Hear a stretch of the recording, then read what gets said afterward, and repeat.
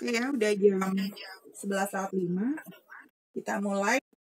Sebelum kita materi hari ini, kita bahas dulu yang kemarin tugas. Ada yang tanya soal nomor 2 ya. Nah, nomor 2 di yang tugas penyimpangan Mendel, hukum Mendel, kita lihat. Ini diketahui H hipostasis terhadap K. Berarti kan di sini hipostasis itu artinya menutupi ya. Jadi H-nya itu si hitam menutupi sifat K besar yaitu yang kuning. Gitu. Sorry, kebalik ya. H hipostasis terhadap K kuning yang bersifat epistasis. Oke. Berarti terus pada persilangan antara dibalik ya. Jadi si H-nya justru tertutupi oleh K besarnya. Jadi kalau ada H besar dan K besar di sini, warnanya justru jadi warna kuning. Ya. Sedangkan berarti kalau yang warna hitam baru muncul pada saat dia H besarnya aja, terus sisanya K-nya itu kuning. Nah, itu baru muncul sifat hitam. Nah, sekarang kita lihat di sini yang disilangkan adalah H besar H kecil, K besar K kecil, disilangkan dengan yang H kecil, K besar, K besar ya. Nah, terus punya hasil keturunannya 160. Nah, sekarang kita cek gametnya, ini kan parentsnya ya. Berarti gametnya apa aja? Gametnya apa aja berarti yang pertama tuh? H besar, K besar, terus apa lagi? H besar, K kecil, K besar ya. Satu lagi H kecil, K kecil. Nah, dia kalau yang sebelahnya, yang parent satunya, cuma punya satu satu gamet ya, yaitu K kecil dan K besar. Nah, gitu. Berarti ini ngilanginnya nggak usah pakai tabel, bisa ya. Jadi cuma gini aja ngilanginnya. Ini disilang ke sini, berarti H besar, H kecil, K besar, terus habis itu ini silang ke sana, H besar, H kecil, K besar, K kecil, sini H kecil, K besar, dan yang terakhir H kecil, K besar, K kecil.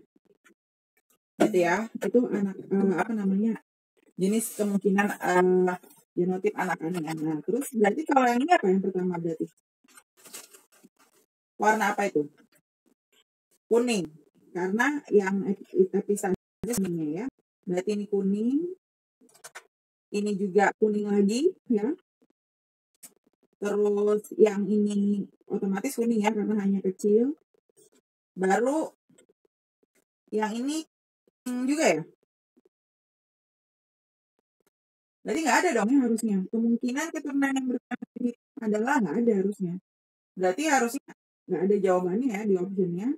Berarti F kemungkinannya 0. Karena ini 100% semua fenotipnya warnanya adalah kuning gitu. Kecuali di dalam soalnya itu H-nya epistasis terhadap K yang bersifat hipostasis. Cuma kan dia kan dibalik sama dia ya. Jadi kemungkinannya 0. Ya, jadi nomor 2 itu kemungkinannya 0. Ya, jadi benar ya, ada jawabannya nomor 2. Oke, sebelum lanjut ada lagi yang mau ditanya tentang PR-nya? Kalau nggak ada, kita lanjut materinya ya.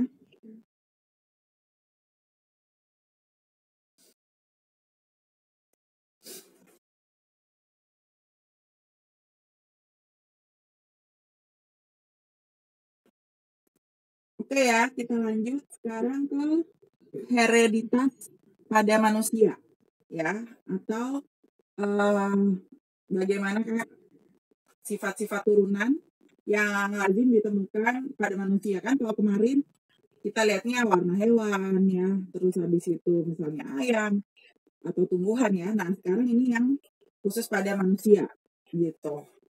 Jadi yang diturunkan pada manusia nggak semuanya, adalah penyakit, ya kan? Jadi ada juga seperti warna mata, kulit dan sebagainya ya. Jadi semua yang ini cuma beberapa aja, bukan yang ada di sini yang sering ada contohnya di soal ujian ya. Cuma nggak terbatas di sini. Jadi kalau misalnya ada soal yang penyakit lain atau abnormalitas yang lain, kalian bisa cek aja gitu ya seperti eh, apa namanya gennya gitu. Karena banyak banget gitu ya. Jadi ini cuma yang sebagian aja. Tapi untuk persilangannya itu sebenarnya sama aja kayak normal kalian mengerjakan persilangan. Nah, sekarang kita lihat yang pertama, kita membahasnya mengenai abnormalitas dan penyakit turunan ya. Jadi sesuatu hal yang nggak normal dan penyakit turunan pada manusia. Nah, nanti terbagi ada yang terpaut seks atau jenis kelamin dan satu lagi yang tidak terpaut dengan jenis kelamin. Jadi nggak dibedakan antara yang pria dan yang wanita gitu ya. Nah, jadi beberapa abnormalitas yang tidak terkait dengan jenis kelamin. Pertama kita lihat adalah albino ya. Kondisi albino, kalian mungkin udah tahu juga bahwa albino itu adalah suatu keabnormalan ya, di mana si tubuh itu tidak mampu membentuk pigmen kulit gitu. Jadi misalnya kan harusnya kalau misalnya orang Asia, orang Indonesia gitu ya, harusnya kan melaninnya banyak pigmen kulitnya.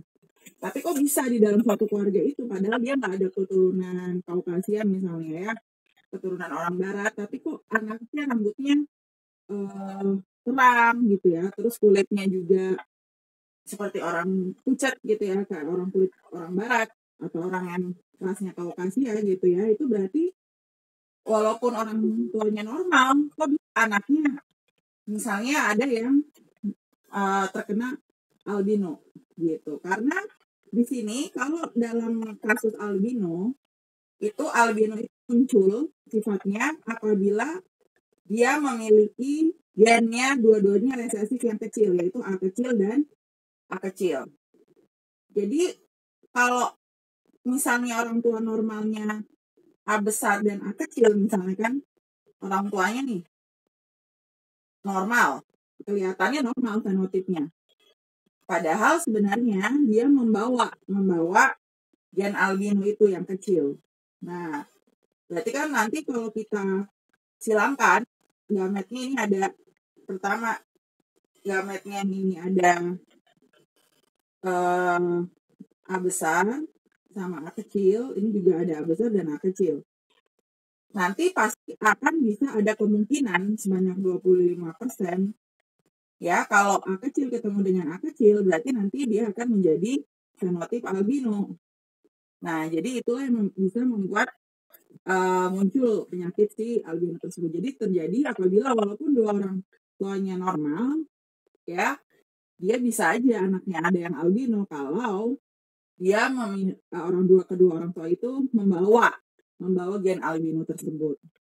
Walaupun fenotipnya dia nggak kelihatan ya.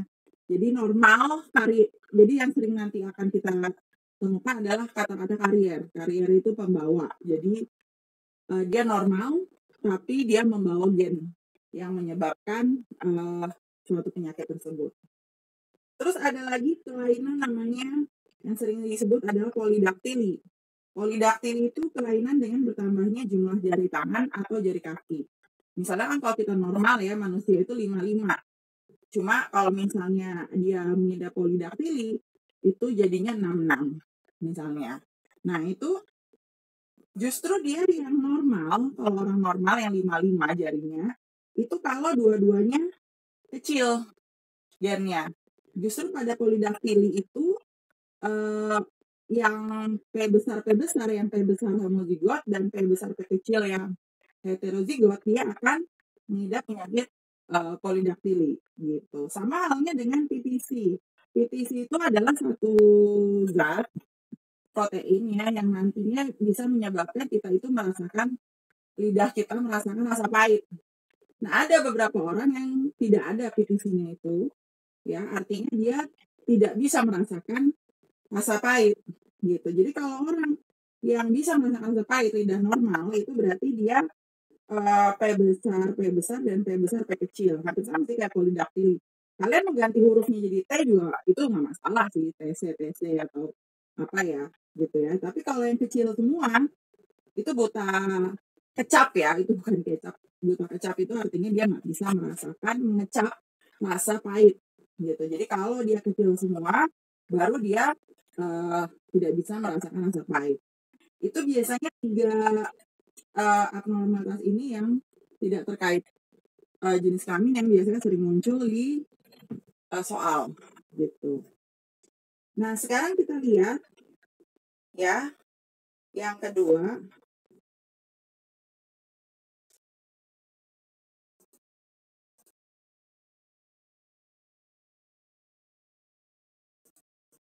Ya, yang kedua adalah penyakit atau abnormalitas yang terjadi karena terkait jenis kelamin gitu ya. Jadi kalau terkait jenis kelamin kan kita udah belajar sebelumnya pas belajar kromosom gitu. Kalau pria itu X besar, kromosomnya XY, sedangkan kalau wanita itu kan kromosomnya XX gitu ya. Kebanyakan si penyakit turunan itu menempelnya di kromosom X. Ada yang menempel di kromosom ini cuma jarang dibahas gitu ya untuk di soal. Nah, yang paling terkenal ya, ini adalah suatu keadaan yang banyak terjadi, yaitu penyakit buta warna. Jadi penyakit buta warna ini ada 2 sih ya, ada yang total, buta warna total, sama yang buta warna parsial gitu ya. Yang paling sering terjadi sih kebanyakan yang buta warna parsial, yaitu keadaan di mana dia tidak dapat membedakan warna-warna tertentu, terutama saat warna itu tercampur atau misalnya warna, kalau kita bisa bedain warna biru sama warna merah. Cuma kalau pas biru sama merahnya atas bawah, nah biasanya dia nggak bisa gitu ya membedakan antara mana sih yang warna biru sama mana warna merah, atau warnanya bagi dia jadi kayak tercampur gitu ya. Itu adalah kondisi buta warna atau color blind. Jadi karena color blind, makanya gennya itu biasanya ditulisnya CD gitu ya. CD itu color blind itu. Nah, ini maksud dari terpaut seksnya itu jadi antara pria dan wanita itu dibedakan. Manakah pria yang normal, manakah yang wanita normal. Kalau yang tadi yang sebelumnya yang albino, ya yang polidaktili, terus yang PTC itu tidak dibedakan. Mana yang sakit albino atau enggak, itu enggak ada bedanya antara perempuan sama laki-laki, itu memiliki persentase kemungkinan yang sama. Sedangkan kalau misalnya buta warna enggak. Jadi kalau kita lihat di sini, kalau pria yang normal itu nggak ada gen color blind-nya, berarti cuma X aja biasa. Cuma kalau pria yang buta warna, dia ada gen XCB. Berarti dia langsung kalau ada gen X-nya itu mengandung gen color blind, berarti dia langsung mengidap buta warna gitu ya. Jadi nggak ada tuh istilah pria karier atau pria pembawa penyakit buta warna. Dia kalau nggak normal ya dia buta warna. Pilihan cuma 2 itu. Jadi kemungkinannya 50% gitu ya untuk pria. Nah, sedangkan kalau untuk wanita, kalau yang normal ya XX biasa aja, berarti dia nggak bawa, juga dia tidak mengidap penyakit. Tapi ada juga wanita yang dia nggak color blind, dia nggak buta warna, tapi dia membawa. Berarti salah satu di antara gen X-nya ada CB-nya, ada color blind-nya, ada si gen buta warnanya. Sedangkan supaya wanita itu, kalau wanita mengidap buta warna, dia harus memiliki 2 gen color blind-nya. Nih, di sini ya, itu baru dia buta warna. Jadi kemungkinan wanita buta warna itu kalau cuma 1/3, jadi lebih kecil, makanya persentase pria yang buta warna itu jauh lebih besar dibanding kalau wanita yang buta warna. Justru wanita banyaknya adalah karier. Kalau ayah, misalnya ada seorang wanita normal, dia memiliki ayah yang buta warna. Kalau wanita yang normal memiliki ayah buta warna, sudah pasti wanita itu pembawa, ya. Makanya, jadi itu kalau misalnya ada soal seperti itu, misalnya seorang ibu yang memiliki ayah yang buta warna, misalnya menikah dengan pria normal, nah berarti kita udah tahu bahwa ibu itu, karena ayahnya ibu itu adalah pengidap buta warna, pasti si ibu itu walaupun normal, pasti dia pembawa, gitu. Nah ini contohnya ya, contoh persilangannya, bisa lihat di sini ya. Nih, ya. Jadi buat gametnya sih normal biasa aja. Cuma kalian harus hafal gimana sih genotip pria yang buta warna, gimana sih genotip wanita normal misalnya. Nanti persilangannya biasa aja. Nanti kita lihat di contoh soal. Ini pertama buta warna ya penyakitnya. Terus kita lihat masuk ke penyakit yang kedua yang terpaut oleh seks adalah hemofilia ya. Nah, di sini hemofilia itu adalah penyakit di mana kondisi tubuh seseorang tersebut tidak dapat, kan kemarin kita udah belajar sintesis protein. Sintesis protein itu kan perintahnya macam-macam. Salah satu protein itu fungsinya bisa dibutuhkan untuk memerintahkan terjadinya proses pembukaan darah. Nah, orang yang mengidap penyakit hemofilia, dia tidak mampu memproduksi protein tersebut, sehingga dianya tidak bisa pembukaan darahnya tidak bisa dilakukan, ataupun kalau bisa membutuhkan waktu yang sangat sangat lama, gitu. Jadi bahayanya kalau dia terluka, nggak segera ditransfusi, ya nantinya dia bisa menyebabkan kematian kalau dibiarkan darahnya keluar terus, gitu ya. Jadi pas itu kita lihat ya, ini mirip sama yang colorblind. Jadi kalau pria yang normal bisa dilihat di sini XY. Tapi kalau pria hemofili dia ada H kecilnya, ada gen hemofili. Wanita yang normal sama juga XX. Wanita normal tapi dia pembawa penyakit hemofilia, dia ada X H kecilnya. Berarti dia karier. Nah, wanita yang hemofilia ada juga. Apakah ada yang bertahan? Jarang. Ya, jadi wanita yang hemofili itu biasanya sifatnya letal. Letal itu artinya biasanya dia sudah mati sebelum sempat dilahirkan, ataupun dia mati beberapa saat setelah dilahirkan, gitu. Itu sifat gen letal. Jadi jarang sekali ditemui wanita yang hemofili, gitu. Yang sering ditemui adalah si pria hemofili. Nah ini pertama kali diselidiki itu adalah di keluarga silsilah keluarga kerajaan Inggris ya. Jadi pas keluarga kerajaan Inggris itu ada masanya di mana yang pria itu banyak banget keturunannya yang mati pada saat usia muda, gitu. Ada yang masih kecil udah mati, terus umur 20-an, 30-an sudah mati ya yang pria itu. Nah, jadi ternyata setelah diselidikin, mereka itu memiliki penyakit hemofilia, gitu. Nah, bisa dilihat di sini ya. Yang kotak itu kan yang pria, nah ini banyak kan tuh. Ya, sedangkan ternyata pas diselidiki dari awalnya itu, dari si Ratu Victorianya ini, dia itu pembawa penyakit hemofilia. Makanya pas di keturunannya, anak yang perempuan membawa dan dia akan menurunkan ke setiap anak laki-laki di keturunannya. Ini kan juga, ya misalnya perempuan, terus dia punya anak. Nah, ada salah satu anak, kalau yang laki-laki bisa hemofili, bisa enggak. Ini ada yang hemofili, ini enggak. Tapi anak perempuan pasti dia akan menjadi pembawa karier. Nanti dia akan menurunkan lagi ke keturunannya dan seterusnya, gitu ya. Nah, itulah salah satu, karena keluarga kerajaan Inggris ini kan pasti dicatat silsilah keluarganya ya. Nah, makanya dia bisa ketahuan dari situ. Ini penyakit hemofilia. Ya.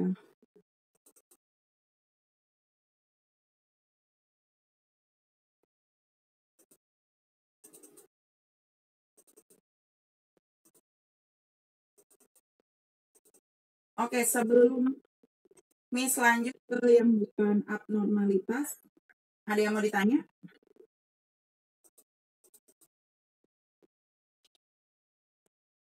Nggak ada? Kalau nggak ada, berarti kita lanjut ya. Tadi kan kita bahasnya sesuatu yang nggak normal gitu ya. Nah, selain yang nggak normal, sebenarnya keturunan juga kita banyak temui, misalnya contohnya di golongan darah nih. Golongan darah kan bukan sesuatu yang abnormal ya.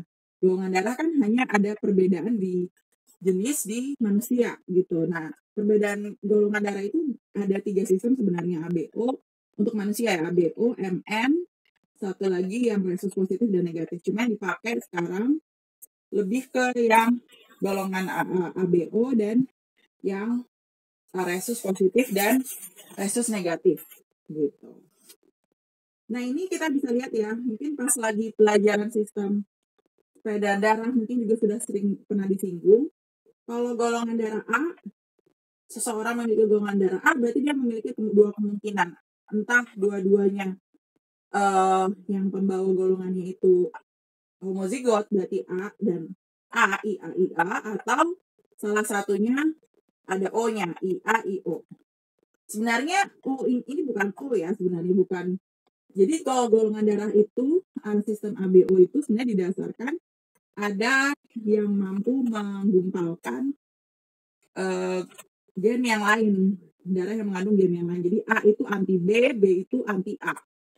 Berarti kalau O itu sebenarnya dia tidak memiliki A dan tidak memiliki B, bukan dia jenis yang O gitu. Jadi O itu sebenarnya artinya nggak ada. Jadi dia tidak memiliki A dan tidak memiliki B. Itu ada sebenarnya O-nya, bukan gen yang bernama O, bukan ya.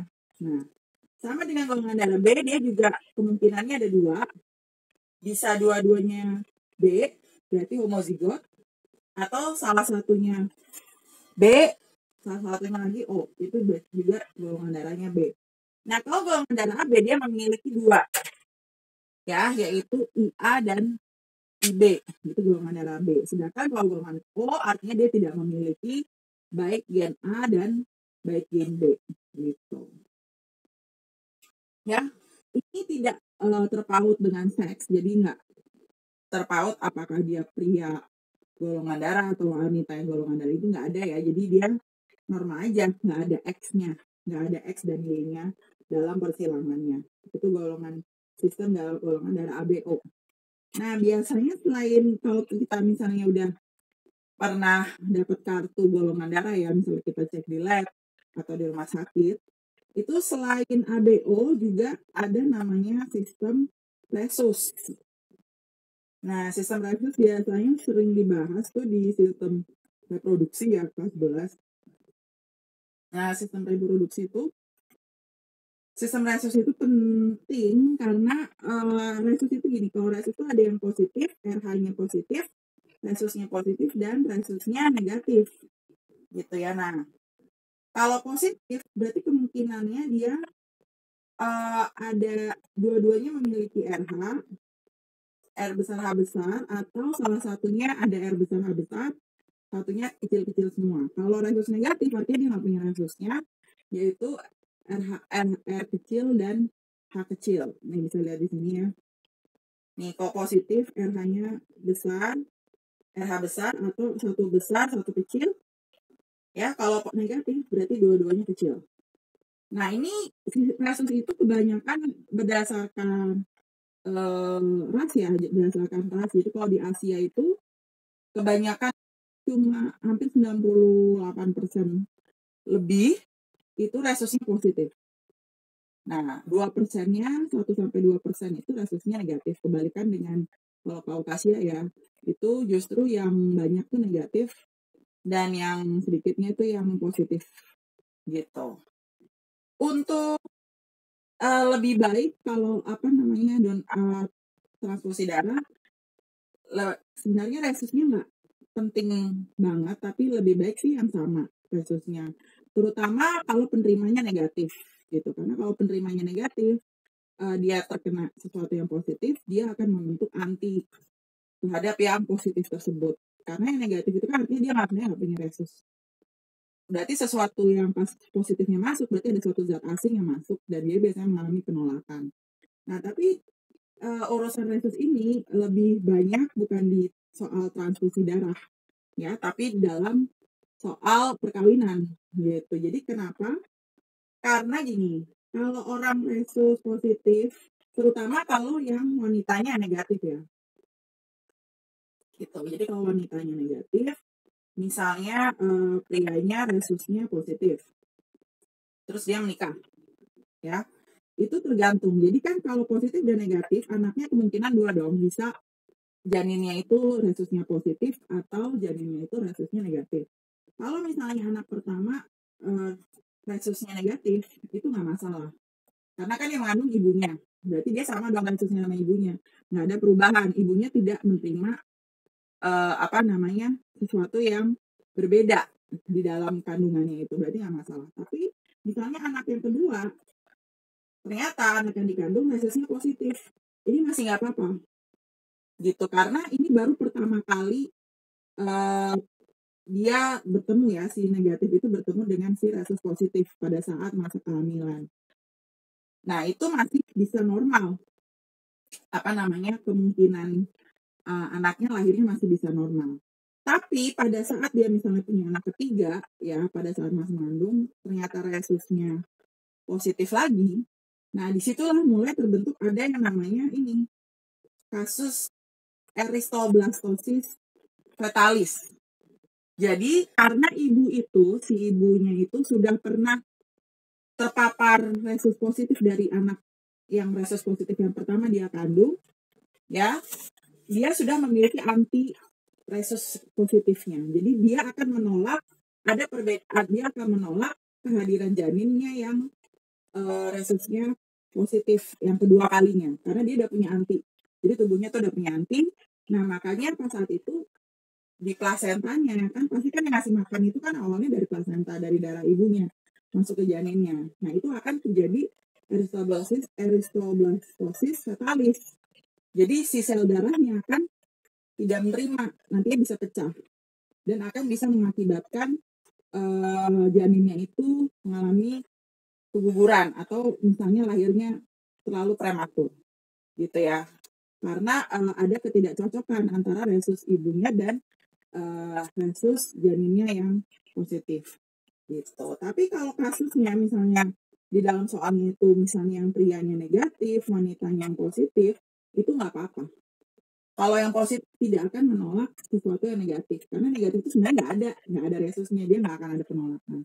Cuma kalau dari negatif menerima sesuatu yang positif, nah itu baru terjadi penolakan di sistem Rhesus itu. Gitu. Oke nih, sebelum Miss lanjut ke contoh soal, ada yang mau ditanya nggak?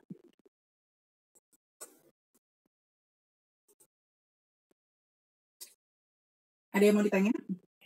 Nggak ada? Kalau nggak ada, ini Miss nggak ada. Kalau nggak ada, Miss keluar dulu, Miss end dulu karena udah mau habis waktunya. Terus kalian klik lagi ya link yang di grup. Ini Miss end dulu ya. Terus kalian klik lagi.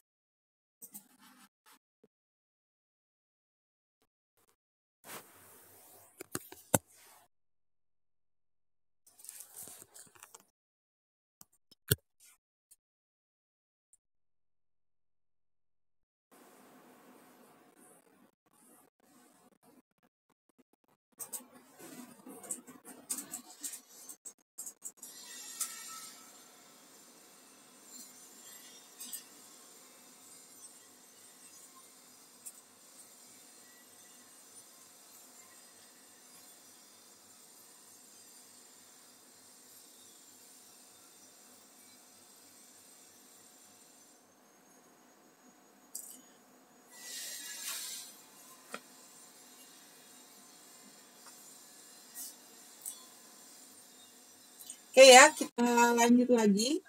Ya, tadi materinya udah selesai. Kita lanjut ke contoh soal di sini ya. Biasanya model soalnya kalau yang hereditas pada manusia seperti ini. Jadi kalian pertama lihat dulu keterangan di gambar. Ya, dia bilang kalau yang lingkaran itu adalah menunjukkan perempuan ya. Gendernya perempuan, terus kalau yang kotak adalah laki-laki. Sedangkan kalau yang diisi ada warna hitamnya, berarti dia bilang buta warna. Berarti yang buta warna di dalam pedigree ini atau peta silsilah ini, yang buta warna itu cuma yang ini. Ya, dia perempuan dan dia buta warna. Sisanya semuanya tidak mengalami buta warna.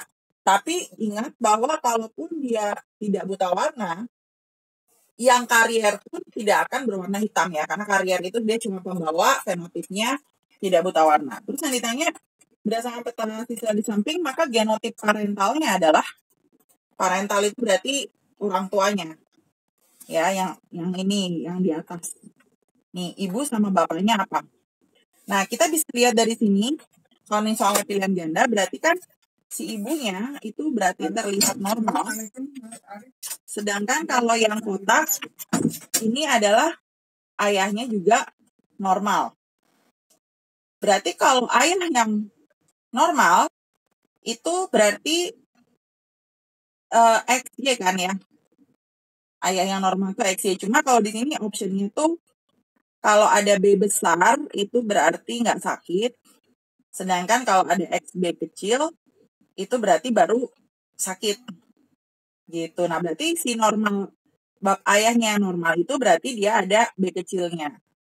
Berarti kita udah pasti salah ini kan.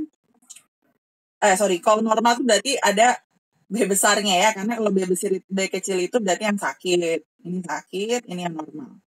Nah, berarti yang pasti salah, itu yang ada B kecil kan. Nih, salah. Gitu. Terus, nah ibunya itu terlihatnya normal. Tapi kita bisa melihat di sini bahwa anaknya ada yang perempuan dan buta warna. Gitu ya. Perempuan dan buta warna. Berarti kalau begitu kemungkinan ibunya, karena ibunya normal, ya, ibunya normal. Nah, ibunya normal berarti kemungkinannya dia pembawa ya. Kalau pembawa berarti XB besar dan XB kecil. Tapi ini kayak nggak ada jawabannya, sorry deh. Ini nggak ada jawabannya, karena kenapa? Karena kalau ibunya pembawa, XB besar, XB kecil, terus ayahnya normal, berarti XB besar Y. Sedangkan yang buta warna itu adalah anak perempuan. Nah, kalau anak perempuan, dari sini kita bisa lihat gametnya kan kayak gini. Ya. Pas di sini, anaknya perempuan normal. Ini perempuan normal kan? Nah, pas seperti ini juga perempuan normal, tapi karier. Jadi kalau anaknya perempuan, dia tidak akan ada kemungkinan yang buta warna. Sedangkan di sini dia bilang anak perempuannya ada yang buta warna. Itu nggak mungkin. Kemungkinannya lagi kalau misalnya ini kan di sini ya. Terus habis itu kalau ini ke sini X besar Y berarti normal.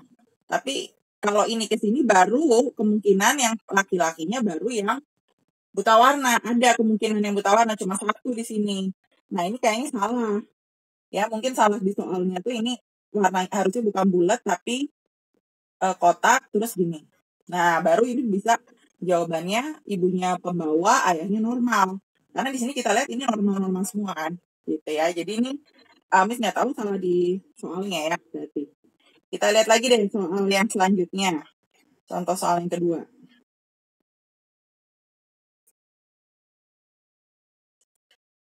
Nah, kita lihat contoh soal yang kedua. Nah, soalnya seperti ini. Nah, ini juga ada pedigree lagi ya. Biasanya model soalnya bentuk silsilah seperti ini. Nah, ini dia bilang ini albino. Jadi kalau albino itu sebenarnya nggak ada hubungannya sama dia perempuan atau laki-laki dalam penurunan sifatnya. Nah, dia bilangnya gini. Yang ditanya genotip orang tua pada nomor 1 dan nomor 2. gitu. Jadi nomor 1 dan nomor 2 artinya ini. Nah, ini kan dia bilang kita lihat dua-duanya terlihat normal kan, ibunya normal, ayahnya juga normal, tapi dia memiliki anak yang albino. Nah, berarti kalau seperti ini, kalau anaknya ada yang albino padahal orang tuanya normal, sudah bisa dipastikan bahwa yang ibunya itu pembawa, ayahnya juga pembawa, yang tadi ini sudah contohin ya. Karena ada anaknya yang albino di sini. Berarti kalau dijawab genotip orang tua pada nomor 1 dan 2, ya kan? Pertanyaannya seperti itu adalah dua-duanya heterozigot. Ayahnya hetero, ibunya juga hetero karena A besar dan A kecil, tapi bukan hetero, bukan homozigot resesif ya. Jadi jawabannya yang D gitu. Nah, sekarang kita lihat lagi contoh soal yang ketiga.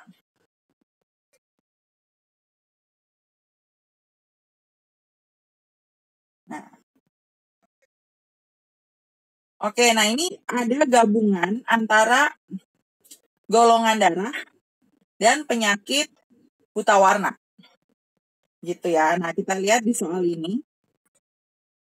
Si ibu itu adalah yang bulat, sedangkan kalau yang laki-laki itu yang kotak.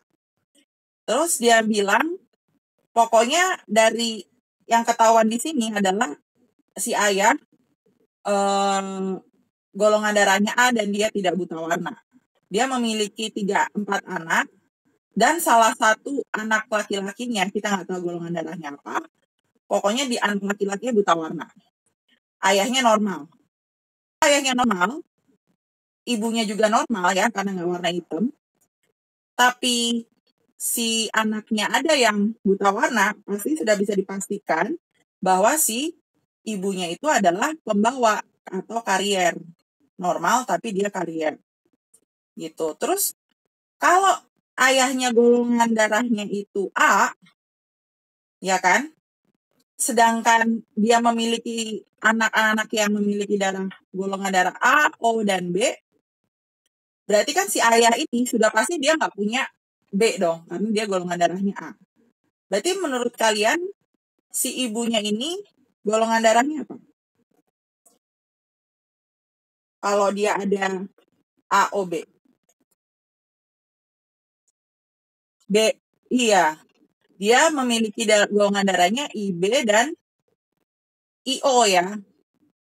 Sedangkan si ayahnya juga, karena dia memiliki golongan darah O, ada anak yang golongan darahnya O, pasti dia juga A-nya nggak murni A, tapi IA dan IO. Nah, terus berarti yang ditanya di soal kemungkinan genotip ibunya. Ibunya IBIO, ya golongan darahnya. Berarti ini salah. Dan dia karier pembawa. Berarti satu besar, satu kecil. Berarti IBIO dan XB besar dan XB kecil gitu. Ya, biasanya soalnya kayak gini. Jadi di mencari runutan apabila salah orang tuanya gitu ya, biasanya soalnya kayak gitu. Itu namanya pedigree, itu seperti ini. Pedigree itu artinya peta silsilah. Bisa ada satu sifat atau bisa lebih dari satu sifat. Gitu. Oke, sampai di sini dulu. Ada yang mau ditanya sebelum Miss akhiri?